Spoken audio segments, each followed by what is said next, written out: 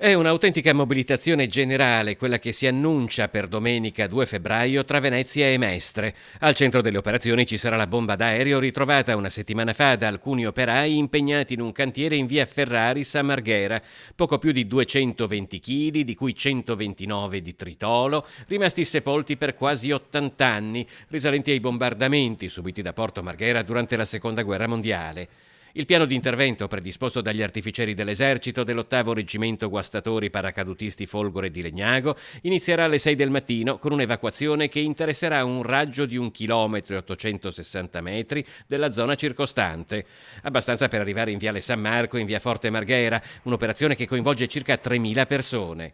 A qualche centinaio di metri da dove è stata ritrovata la bomba si trova anche il Ponte della Libertà, per cui niente treni o auto, chiuso al traffico anche l'aeroporto Marco Polo, fermi alcuni stabilimenti con impianto a ciclo continuo di Marghera e le banchine del porto. A pochi passi dall'ordigno c'è peraltro anche la Fincantieri. L'intervento durerà al massimo 4 ore. Alle 7:30 entreranno in scena gli artificieri.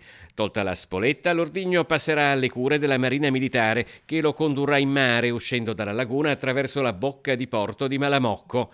Sarà proprio in mare aperto a circa 5 metri di profondità che un artificiere sub farà brillare la bomba con una carica.